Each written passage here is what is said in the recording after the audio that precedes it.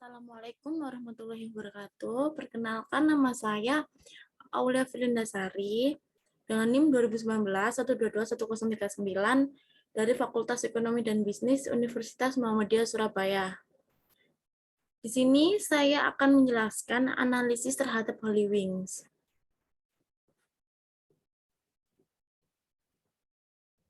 Teori bias.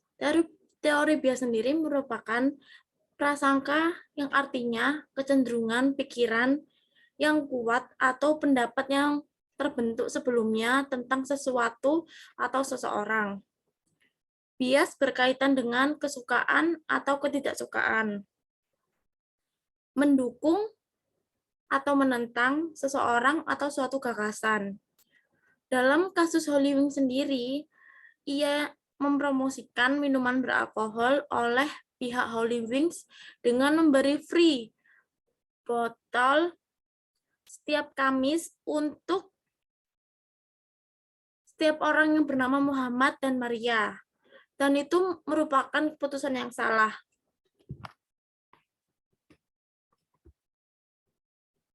Perspektif sick thinking heads. Di sini artinya yaitu melihat masalah dari dua sisi, yaitu dari sisi negatif dan positif. Pendekatan ini dapat menghasilkan keputusan terbaik dalam memecahkan masalah, karena mampu melihat suatu masalah dari berbagai sudut pandang tanpa adanya teori bias. Nah, untuk six thinking head sendiri, itu terdapat 6. Yang pertama, fakta dan informasi. Fakta dan informasi untuk berpikir rasional dan bertindak berdasarkan data dan informasi. Yang kedua, emosi dan amarah, yaitu mempertimbangkan segala sesuatunya berdasarkan emosinya. Yang ketiga, optimis dan positif, yaitu menambahkan mindset bergerak maju meskipun keadaannya itu sangat sulit. Yang keempat, suram dan pesimis, melihat segala sesuatu dari sisi buruknya. Yang kelima, ada kreatif, yaitu melahirkan inovasi kreatif yang bisa menawarkan solusi bagi masalahnya.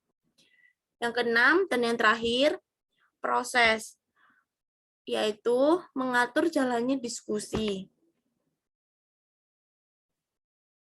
Dalam kasus Holy Wings ini, yang saya tangkap yaitu tim marketing yang mengambil keputusan yang kurang tepat. Karena itu menurut saya membagikan kegaduhan, menimbulkan kegaduhan antara sesama agama. Dan akhirnya berakhir tidak baik pastinya. Ini bisa terjadi karena kurangnya komunikasi antara pihak manajemen dari tim marketingnya yang mengakibatkan Holy Wings sendiri itu terseret di jalur hukum karena ada beberapa pihak yang tersinggung oleh promosi yang dibuat dan membuat beberapa wilayah terdapat Holy Wings itu sendiri ditutup. Gitu. Nah, perspektif Batna dan Zobna dalam negosiasi itu Batna sendiri adalah rencana negosiasi tentang beberapa alternatif yang dapat ditempuh oleh negosiator untuk membuat atau tidak membuat kesepakatan dengan pihak lain. Pihak Holy Wings harus melakukan negosiasi kepada pihak-pihak yang tidak terima dengan adanya yang telah dilakukan, bisa dengan meminta maaf ke halayak, membuat atau tidak membuat kesepakatan dengan pihak lain. Pihak Holy Wings harus melakukan negosiasi kepada pihak-pihak yang tidak terima dengan apa yang telah dilakukannya, bisa dengan meminta maaf ke halayak, karena sudah menyinggung agama juga. Holy Wings juga harus bernegosiasi dengan pemerintah agar dibukakan jalur damai.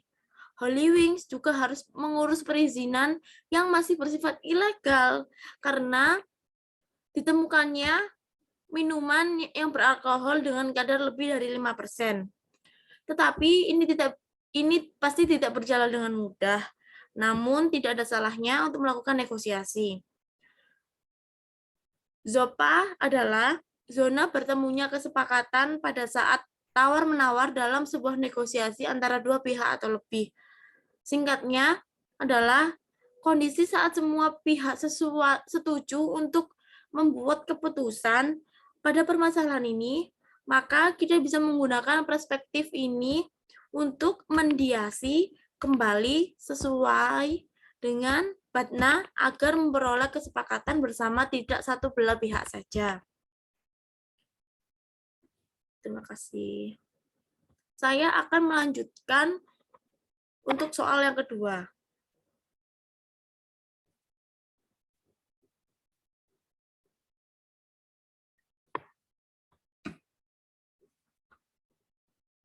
Soal yang kedua itu ada kasus tingginya kecacatan produk.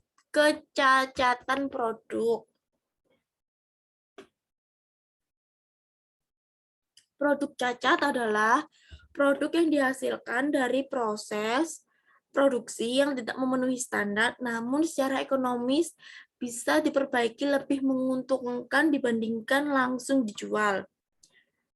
Dan bisa juga disebut dengan unit produk yang tidak memenuhi standar produksi dan dapat diperbaiki secara teknis dan ekonomis untuk dapat dijual sebagai produk baik atau tetap sebagai produk cacat, atau bisa diperbaiki kembali untuk menjadi lebih murah juga boleh, karena kan produk cacat gitu. Nah, untuk perlakuan terhadap produk cacat sendiri, yaitu permasalahan akuntansi yang timbul atau produk cacat adalah perlakuan terhadap biaya pengerjaan kembali produk cacat. Yang A, jika produk cacat akibat dari sebab luar biasa, maka biaya pengerjaan kembali dibebankan kepada biaya produksi pesanan yang bersangkutan. B, apabila produk cacat akibat dari sebab biasa, maka biaya pengerjaan kembali diperlakukan sebagai biaya overhead pabrik. Untuk itu, bagi perusahaan yang menggunakan tarif ditentukan di muka dalam membebankan biaya overhead pabrik kepada produk, maka taksiran biaya pengerjaan kembali produk cacat menjadi elemen penentuan tarif biaya overhead pabrik. Penyebab timbulnya produk cacat yakni perlakuan sisa bahan produk rusak dan produk cacat dalam proses produksi massal. Pada dasarnya sama dengan perlakuan yang ada dalam proses produksi pesanan. Namun, secara normal, biaya pengerjaan kembali produk cacat dalam proses produksi massal diperlukan sebagai biaya overhead pabrik sesungguhnya.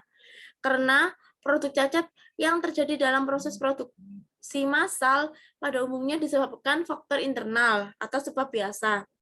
Nah, adapun penyebab timbulnya produk cacat yakni ada dua. Yang pertama, produk cacat timbul bersifat normal. Bila produk cacat timbul dari sifat normal proses produksi, maka perlakuan terhadap biaya tambahan tersebut pada biaya overhead sesungguhnya. B, produk cacat timbul karena kurangnya pengawasan atau kelalaian. Bila produk cacat timbul karena kurangnya pengawasan produksi yang dilakukan, maka perlakuan terhadap biaya tambahan-tambahan adalah dengan mendebit atau membebankan pada rugi produk cacat. Nah, yang kedua, soal kedua, ada penyebab turnover karyawan atau masuk keluarnya karyawan di perusahaan. Nah, penyebab yang pertama yaitu karyawan cenderung bergabung ke dalam sebuah perusahaan untuk berinvestasi ke perkembangan karir mereka ke depannya.